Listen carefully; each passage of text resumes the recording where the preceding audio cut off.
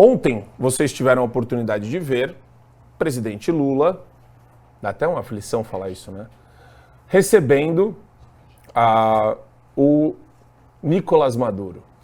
A Justiça Eleitoral havia proibido no passado de vincular a imagem de ambos, meu querido Suano. E a gente tem essa reportagem de ontem da Revista Oeste, né?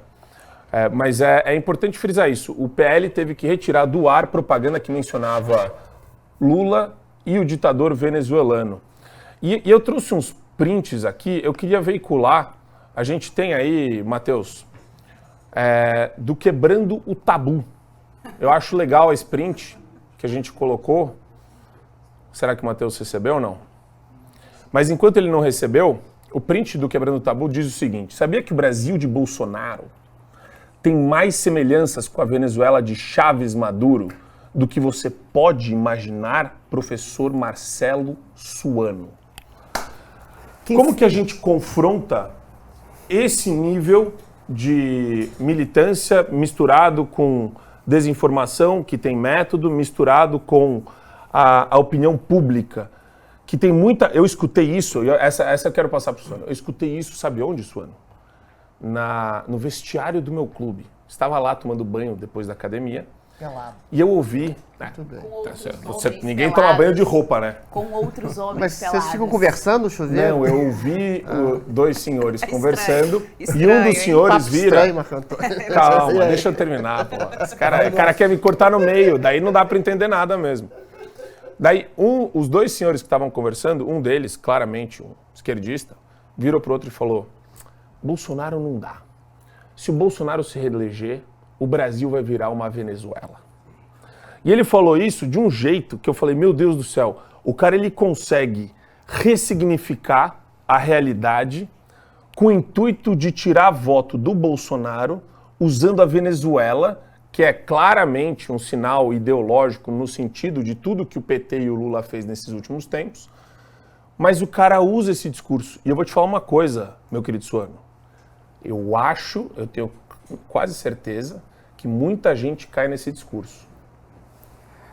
Marco, devo falar, é tão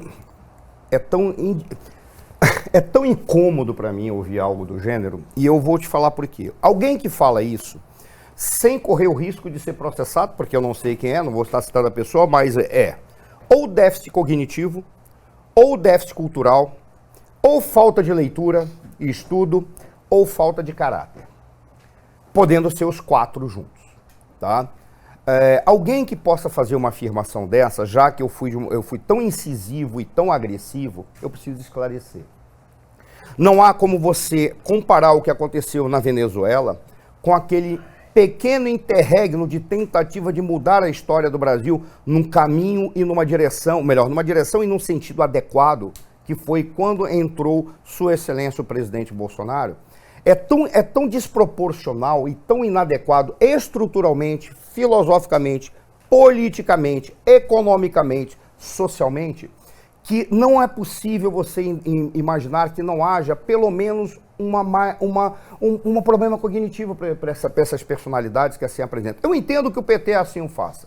Por quê? Porque o Partido dos Trabalhadores, Sua Excelência, o presidente Luiz Inácio Lula da Silva, eles precisam de alguma maneira justificar a sua ideologia e justificar escondendo a história que está ocorrendo ao lado do nosso país, porque é uma história que representa exatamente o objetivo ou o final da trajetória que eles estão traçando, ou que eles tentaram traçar.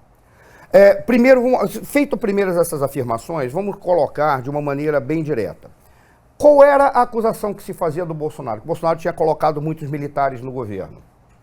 O Bolsonaro não colocou muitos militares. Parte daqueles militares já eram funcionários de cargos de segundo, terceiro, quarto, quinto, décimo escalão, que faziam parte dos prédios da administração pública. O Bolsonaro não colocou tantos militares quanto se afirma. Além disso, apesar dele ter uma simpatia com a instituição militar, porque ele tem essa origem, os militares que lá foram, eles foram como cidadãos para trabalhar no governo. E eles foram, apesar de ainda esboçar a sua função como militar, eles foram lá para preencher quadros técnicos. E ali não se tinha a pretensão de envolver a instituição militar, porque aquele segmento de militares, ou aquele segmento da sociedade brasileira que apostou nos militares para participar da política neste momento histórico de 2018 e 2022, o fizeram na ideia de que os militares corporificavam o retorno da ética para a política, só para a gente tentar enquadrar no que isso significa. Existe um anexo do anexo 1 do artigo 1 do Regulamento Disciplinar do Exército. O que diz isso? Não faltar a verdade. Tem militar mentiroso? Tem. Tem militar que não vale nada? Tem. Mas o papel da honra e da moral e da ética corporifica a conduta dos militares. Era isso que as pessoas queriam. E o que o Bolsonaro queria era trazer quadros técnicos que poderiam, de alguma forma, trabalhar eticamente e não vinculados para interesses pessoais. Um bom exemplo desse, e as pessoas podem até discordar, é o Tarcísio. O Tarcísio foi oficial do Exército Brasileiro. Ele foi oficial de academia militar. E ele sempre norteou a sua conduta tecnicamente, tentando trazer questões morais acima dos aspectos políticos, o que é uma certa ingenuidade política. Mas vamos lá. Os militares que entraram para o governo Bolsonaro entraram por essa razão. No caso da Venezuela, as Forças Armadas lá, que são 5 Forças Armadas, aqui nós temos 3, lá você tem a Guarda Nacional e você tem também a milícia, tá? Ora, quando você vê na Venezuela, eles entraram, a estrutura militar tomou conta da estrutura do Estado. Ou participaram paralelamente, ou entraram nos cargos, nos órgãos, para colocar as Forças Armadas com o controle, inclusive de segmentos da economia. Para que você tenha noção, em 2019, a milícia bolivariana, ela recebeu um caráter de força armada e foi dada para a milícia bolivariana, para ela se autossustentar e ter um orçamento próprio, um controle de um segmento da economia venezuelana. Isso estou falando de 2019. Veja, você tem uma lógica, uma estrutura completamente diferente. O Bolsonaro, que foi um capitão e se tornou deputado, é diferente do Hugo Chávez, que foi um tenente-coronel, que tentou um golpe de Estado, depois entra para a política e consegue colocar as Forças Armadas se sobrepondo à política. Não tem nada a ver uma coisa com a outra, em termos de estrutura política, estrutura administrativa, estrutura de Estado. Além disso, quando você observa a Venezuela e observa o Brasil, lá você tem um modelo socialista. O Bolsonaro queria colocar aqui uma economia liberal, apesar dele não ter uma visão muito clara do que seria uma economia liberal, mas ele estava assessorado por um ministro que era um liberal de carteira, um liberal convicto. Ele queria colocar uma economia liberal que estimulasse o empreendedorismo e desse para as empresas e para a iniciativa privada o protagonismo da economia, ao contrário do Maduro, que saiu perseguindo as empresas, estatizou as empresas, concentrou tudo numa única empresa que foi transformada em estatal, que é a PDVSA, que se tornou uma espécie de holding para tomar conta de toda a economia venezuelana. E lá ele colocou o aparelho militar dentro da PDVSA, que se tornou o elemento de articulação da economia venezuelana, já estatizada. O que você tem na Venezuela foi um Hugo Chávez que tentou resolver o problema para se tornar um ditador e não conseguiu, porque ainda funcionavam algumas instituições e a oposição conseguia transitar. Foi consolidada essa ditadura no Nicolás Maduro, desde que ele assumiu a presidência da República em 2013. Ele criou uma Constituinte em 2017 para acabar com a Assembleia Nacional, que é nada mais nada menos que o Legislativo. Ele criou o primeiro ato da Constituinte, que o povo recusou no referendo, não queria a Constituinte. Ele ignorou o referendo, fez a Constituinte, e o primeiro ato foi que as atribuições da Assembleia Constituinte se sobreporiam às atribuições da Assembleia Legislativa. Por quê? Porque a Assembleia Legislativa, em 2015, tinha sido apresentada a vitória da oposição. Professor, tem uma questão aqui que eu acho fundamental, que é como a imprensa pode criar um ambiente favorável para o golpe de Estado, seja ele um golpe branco, seja ele um golpe que se difere no tempo, né? Ele vai acontecendo em camadinhas, né? Em algumas pequenas camadas. Falando de imprensa corrupta, eu queria colocar o vídeo que a gente separou da Globo, da nossa Natuza, deslumbrante Natuza. Vai lá, Natuza.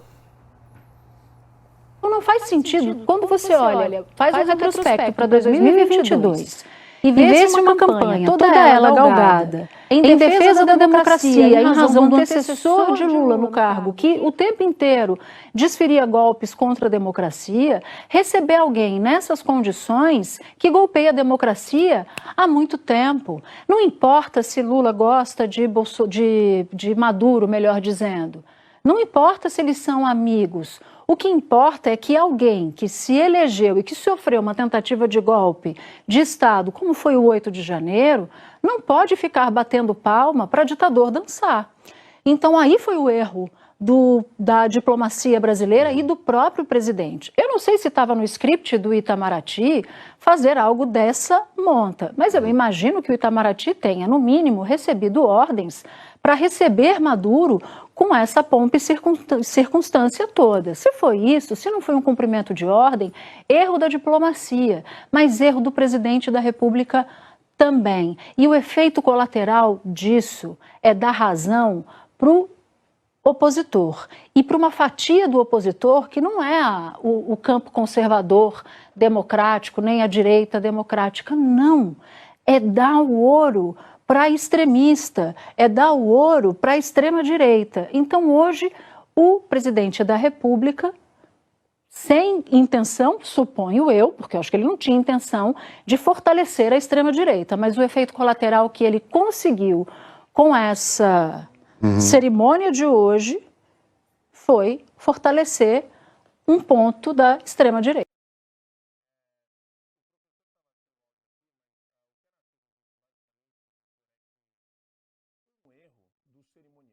Ou da equipe do Lula, talvez do Lula, recebeu Maduro. Desse jeito, com essa pompa e circunstância, não precisava da pompa e circunstância.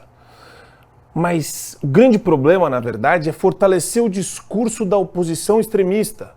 Porque a oposição é extremista quando aponta para um ditador sanguinário sendo recebido por um presidente que tem este projeto autoritário de poder claramente. Mas o problema é esse, fortalece a oposição extremista. Adrilho Jorge, a Natuza, ela revela o caráter putrefato dessa militância jornalística de 10ª categoria. Eu acho que essa militância que é encampada pela Globo News, que é a militância de toda a grande mídia, ela é exatamente responsável pela eleição de Lula, ela é responsável pela eleição de Lula, ela é responsável pela consolidação da projeção da possibilidade de uma ditadura no Brasil, e ela é hipócrita. Hipócrita por quê? O Lula já fazia acenos e afagos a ditadores como Maduro, a ditadores como o Ortega, a ditadores como o de Cuba. Eventualmente, o que aconteceu, circunstancialmente, é que essas ditaduras foram feitas em apologia pelo próprio Lula e, por causa de antipatia e ojeriza a Bolsonaro, eles ficaram na grande mídia como sendo ditadores elogiados continuamente pelo próprio Lula. O que acontece hoje, essa aproximação de Lula em relação a ditaduras latino-americanas, já acontecia antes, quando Lula financiava essas ditaduras. Quando Lula ajudava o Porto de Mariel, quando Lula financiava a ditadura de Angola, quando Lula dava dinheiro para Cuba, quando Lula dava dinheiro para a Venezuela, com esses bilhões que a Venezuela está devendo a gente hoje, e quando Lula prometia que ia regular os meios de comunicação, quando Lula prometia que ia se vingar de seus inimigos políticos, que ia calar opositores, que ia fazer as pessoas da Lava Jato usarem remédio tarja preta para dormir, ou seja, foi a projeção de uma ditadura encampada em campanha pela própria Rede Globo. E agora eles se colocam de maneira hipócrita, criando uma falácia, uma mentira de que Lula estava ao lado da democracia, reverberando uma mentira anterior de que Bolsonaro estava entabulando uma ditadura. Quando eu digo que o Brasil tem uma questão semântica, não é o Brasil que tem uma questão semântica, de confusão semântica, é a mídia, é o judiciário, e são todas uma série de instituições que inverteram o sentido das palavras. Bolsonaro seria a projeção de uma ditadura, de um golpe que nunca aconteceu, e Lula era o defensor da democracia quando Bolsonaro era quem dizia coisas a respeito da defesa da liberdade, e Lula fazia a defesa de uma ditadura em seu discurso de campanha. Ou seja, é a inversão da inversão da inversão. Quer seja por questões ideológicas, quer seja por questões financeiras, a grande mídia está solidificando uma ditadura que já existe no Brasil, que ela nega, em que tem jornalistas perseguidos, influenciadores perseguidos, presos, censurados, desmonetizados, com passaporte caçados, e agora finge de maneira hipócrita e demagógica que se assusta com a postura de Lula, que sempre foi a postura de Lula, mais radicalmente durante a campanha. Ou seja, minha cara Rede Globo, minha casa Natuza, minha cara natureza global mentirosa, toma que essa criança, que não é uma criança, já é um feto adulto, já é um feto envelhecido, esse feto envelhecido de uma ditadura instalada no Brasil, que é amiga e financiadora de outras ditaduras no mundo, é seu. Quem embalou essa ditadura, quem embalou esse amigo ditador, quem embalou esse amigo de um monstro assassino, e a Venezuela tem estupros, tem choques elétricos, tem tortura, tem perseguição, tem assassinato, tem quebra total da democracia em nome de uma pseudo-democracia, que é uma ditadura concreta. Quem embalou essa projeção de ditadura no Brasil e amigo de ditaduras do mundo é você, Natuzaneri, através da sua emissora Rede Globo. Não seja hipócrita, tenha vergonha na cara. E eu acho fantástico, Geisiane, como eles conseguem tirar toda a relevância do assunto para não mostrar convicção com relação ao combate à ditadura, com relação à quantidade de pessoas que morreram perseguidas pelo regime venezuelano autoritário, despótico. Então, eles conseguem tirar toda essa pressão falando foi um erro do cerimonial, o Lula, não foi um erro intencional do Lula. É só ela dar uma olhada, se ela é uma jornalista que vale o grão de sal dela, no Twitter do Lula. O Lula tá falando. E, aliás, tem um trecho que eu quero colocar para vocês do Lula, falando sobre, meu querido Folo, as narrativas contra a Venezuela, que são preconceituosas, claramente, né? É uma coisa que a gente aprende em política, que é a narrativa que se constrói contra as pessoas. Eu, se quiser vencer uma batalha, eu preciso construir uma narrativa para destruir o meu potencial inimigo. Então, Maduro sabe qual foi a narrativa que construíram contra a Venezuela durante tanto tempo. Essa narrativa, durante muitos anos, o Celso Amorim, que era meu ministro, e eu, andávamos ao mundo explicando que não era do jeito que as pessoas diziam que era. Andávamos ao mundo. E eu acho, companheiro Maduro, que é preciso, você sabe a narrativa que se construiu contra a Venezuela, da antidemocracia, do autoritarismo, sabe? Então eu acho que cabe à Venezuela mostrar a sua narrativa para que possa efetivamente fazer as pessoas mudar de opinião. Eu vou em lugar que as pessoas nem sabem aonde fica a Venezuela, mas sabem que a Venezuela tem problema da democracia, que o governo não tem das contas. Então é preciso que você construa a sua narrativa, e eu acho que por tudo que nós conversamos, a sua narrativa vai ser infinitamente melhor do que a narrativa que eles têm contado contra você. É efetivamente inexplicável um país ter 900 sanções. Geisiane, é incrível como fica muito clara a intenção do Lula de construir narrativa. A preocupação do cara e de todo militante petista, esquerdista, não é com a verdade, é com construção de narrativas. Isso remonta da escola de Frankfurt até hoje, né? A gente vê como esse pessoal relativiza tudo e cria esse ambiente vil. Isso daí, assim, sendo muito claro, isso daí é o mal encarnado. Uma pessoa que nos preocupa com a verdade é uma pessoa do mal. É uma pessoa que quer fazer mal para você, que quer te enganar, que quer usar você como um trouxa, pagador de imposto, para ele só gozar dos privilégios do alto do poder que ele exerce com a cúpula político-partidária e judiciária lá de Brasília. Tô errado, Geisiane? Não, de forma alguma, Marco Antônio. Vamos lá, duas coisas. A primeira é que essa jornalista aí da Globo, ela fala o seguinte: não importa se o Lula tem amizade com o Maduro. Ora, claro que importa. O preceito de uma amizade, o pré-requisito de uma amizade é justamente você gostar das mesmas coisas que a pessoa gosta e detestar as mesmas coisas que a outra pessoa gosta. Exatamente, meu caro Adriano Jorge, Santo Tomás de Aquino. Então, você obviamente não vai ter 100% de igualdade com o outro, mas a base moral, de valores e de princípios é a mesma. Portanto, dentro desta base, você vai odiar aquilo que o outro também odeia e amar aquilo que o outro também ama. Isso é uma amizade. Então, importa sim, e muito, o presidente desse país ter uma amizade, uma admiração e querer ser o Maduro aqui no nosso país. Importa sim a amizade dele com o Daniel Ortega. Importa sim, inclusive, a entrevista que ele deu na década de 70 para Playboy, em que ele diz que ele admira numa tacada só o senhor presidente Luiz Inácio Lula da Silva, que na época era só um agitador sindicalista, bons tempos inclusive, não estava na presidência do Brasil. Ele diz nessa entrevista que ele admira Tiradentes, aí depois ele vai para Gandhi, e aí ele fala que ele admira o Che Guevara, ele fala que ele admira o Mao Tse Tung e, por fim, ele fala que ele admira, sabe quem? Você aí, esquerdista, que adora acusar a direita de nazismo, ele fala que ele admira o Adolf Hitler.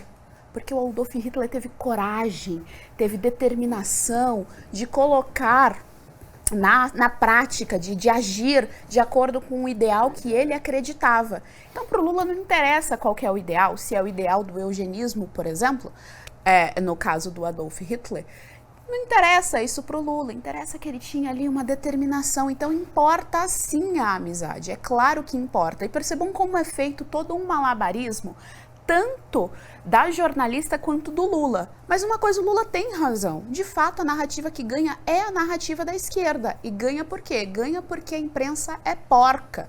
A imprensa brasileira é composta por uma série de porcos que ficam chafurdando nessa lama da esquerda. É isso que a jornalista da Globo fez. Ela está passando a narrativa do Lula, uma narrativa mentirosa, uma narrativa que ignora que a população venezuelana passa fome e, inclusive, foi na gestão Bolsonaro que eles vieram para cá e foram acolhidos na gestão Bolsonaro. Inclusive, coitado dos venezuelanos, fugiram de uma ditadura para cair em outra. E isso é ignorado pela jornalista e pelo Lula. É ignorado que o país do Maduro não tem empresário. Não tem empresário porque ele não quer mesmo que tenha, porque é tudo estatal. Não tem empresário. Mas o Maduro, claro que ele se beneficia dos louros do capitalismo. Então, importa sim a amizade. O Lula é sim um potencial ditador. Ele está aí pavimentando a sua estrada da ditadura. E mais uma vez, a gente avisou, nós avisamos que isso aconteceria. Não é segredo para ninguém, não é novidade para ninguém. A postura original do Lula sempre foi a radicalidade, sempre foi o extremismo. Ele sempre deixou claro que assim que ele tivesse a primeira oportunidade, ele colocaria para jogo, ele colocaria na prática, na ação, a ditadura dele. Não foi segredo para absolutamente ninguém.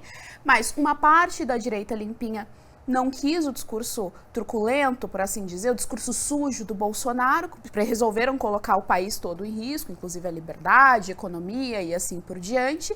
E a outra parte é a esquerda, outra parte é essa jornalista aí da Globo, que, meu Deus do céu, é uma vergonha pro jornalismo e que faz aí essa mansão dos porcos. Eu acho que ela seria mais honesta intelectualmente se ela vestisse uma bandeira vermelha enquanto ela faz o programa para identificar exatamente as pretensões sociopolítico-ideológicas dela. O que é mais capcioso é quando ela chama qualquer pessoa preocupada com a ameaça de uma ditadura real no Brasil, com a aproximação real, concreta do Lula de uma ditadura concreta que existe na Venezuela, em boa parte da América Latina, que ele já tinha se aproximado antes, é chamar todas essas pessoas preocupadas, colocar todo mundo no mesmo balaio e falar que está reforçando um ponto da extrema-direita. Extrema esquerda é você, Natuzaneri, são vocês, pessoas da Folha de São Paulo, são vocês, pessoas do Estadão, que agora se arrependeu, são vocês, pessoas da Globo News e da Globo em geral, que eventualmente elegeram um homem de extrema esquerda, com um discurso de extrema esquerda, com um discurso persecutório, com um discurso ditatorial, e agora joga no ponto de vista da extrema direita o desespero de perceber que a democracia está ruindo no Brasil e que o Brasil volta a ser amigo e financiador de ditaduras. Aí vem aquele velho papo, Marco Antônio. Ah, não. Qualquer país democrático tem relações comerciais por razões pragmáticas com ditaduras. Relações diplomáticas com ditaduras é uma coisa.